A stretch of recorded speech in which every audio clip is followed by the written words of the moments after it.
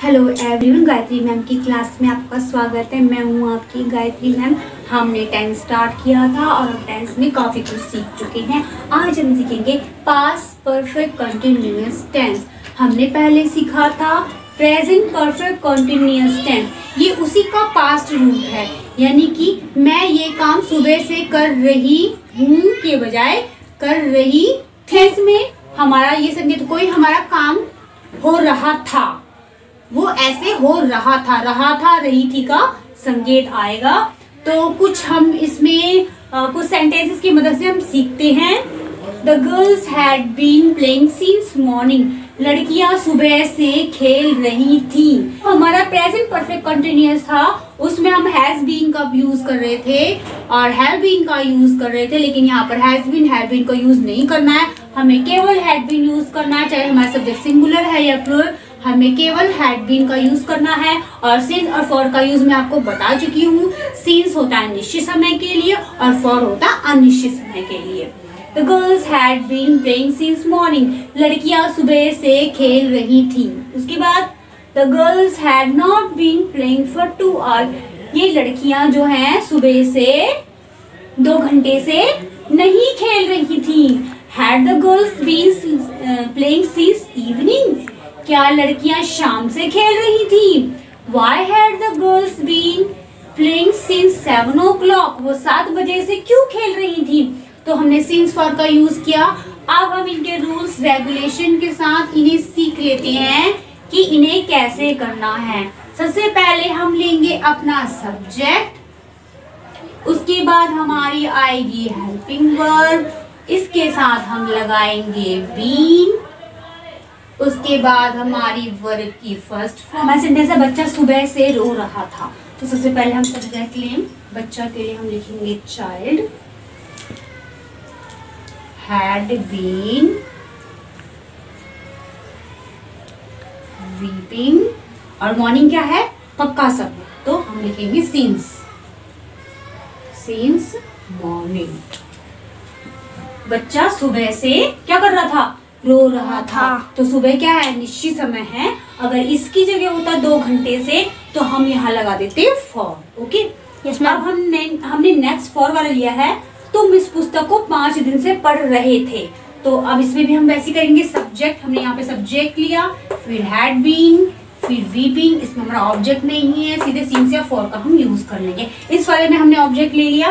तुम इस पुस्तक को 5 दिन से पढ़ रहे थे, तो यू, उसके बाद हैड बीन, उसके बाद आएगा रीडिंग, दिस बुक। अब सीन्स लगाएं फॉर लगाएं? हम लगाएंगे फॉर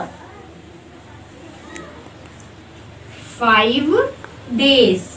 हमारा आएगा क्यों? निश्चित समय के लिए। जो हमारा पक्का टाइम कौन सा होता? मॉर्निंग, इवनिंग, नून। ओके, मंडे, ट्यूसडे, जो भी हमारे डेज के नेम होते हैं, या फिर कोई भी तारीख 25 अक्टूबर 2020 या 3 सितंबर 2019, कोई भी जो हमें एग्जैक्ट डेट पता है, हमें निश्चित समय पता है। लेकिन फॉर हमारा आएगा किसके लिए? फॉर हमारा आएगा अनिश्चित में। 2 घंटे, 3 घंटे, 4 दिन, 5 साल, 6 साल, 7 साल, या 15 मिनट, या फ्यू सेकेंड। तो इस टाइप से इनका कुछ नहीं पता हमें ये कब है, तो वो हमारा अनिश्चित समय होगा। और मैंने आपको पहले जब मैंने प्रेजेंट परफेक्ट कंटिन्यूअस बताया था तो उसमें आपको मैंने अच्छे समझा दिया था। चाहे तो आप उसमें देख सकते हैं, चाहे मैंने सिंस और फॉर की वीडियो भी बना रखी, आप वो भी देख सकते हैं। तो ये तो आपको पता ही है कि निश्चित समय के सिंस हो गया और अनिश्चित के लिए फॉर हो गया। तो हमने 5 डेज लगाया तो यहाँ पे फॉर आ गया और यहाँ पर हमारा सिंस आ गया। तो अब हमने पॉजिटिव समझ लिया है, negative, interrogative and double interrogative कर लेते हैं। अब हमने अगेन उसी सेंटेंस को लिया, बच्चा सुबह से नहीं रो रहा था। अब हमें यही वाला सेम कॉपी करना है। मैं एक ही सेंटेंस इसलिए बाबा यूज कर रही हूँ ताकि आप एक ही सेंटेंस को कई तरीके से बना सके, और जब आप रूल्स लगाएं तो इसी रूल को यहाँ पे फिट करके उस सेंटेंस को बना सके। तो इस सेंटेंस को दोबारा बनाऊंगी, लेकिन नेगेटिव में बनाऊंगी। अब देखिए रूल्स को मैं इसी रूल को कैसे चेंज करती हूँ। मैं सबसे पहले हम यहाँ से अपना रूल उठाएंगे। सबसे पहले हम लिखेंगे सब्जेक्ट, उसके बाद लेंगे हम हैड, और बीच में आ जाएगा यहाँ पर नॉट। जब हम नेगेटिव बनाएंगे सब्जेक्ट हैड, उसके बाद नॉट और बाकी सारा सेम। कैसे लिखें? सबसे पहले हम लिखेंगे चाइल्ड, या द चाइल्ड भी कर सकते हैं हम। The child had not been. अब आप यहाँ पे देखिए, यहाँ पे चाइल्ड हैड बीन था तो हमने यहाँ बीच में नॉट लिखा। हम ये ध्यान रखना है कि हमारा नॉट बीच में आएगा। The child had not been weeping, और वीपिंग के बाद हमारा सीन्स है या फॉर, क्योंकि सुबह से रो रहा, सुबह हमारा निश्चित समय है। The child had not been weeping since morning. बच्चा सुबह से नहीं रो रहा था। अब फिर से हम ये सेंटेंस ले लेते हैं। तुम इस पुस्तक को 5 दिन से पढ़ रहे थे। अब मैं कहती हूँ तुम इस पुस्तक को 5 दिन से नहीं पढ़ रहे थे।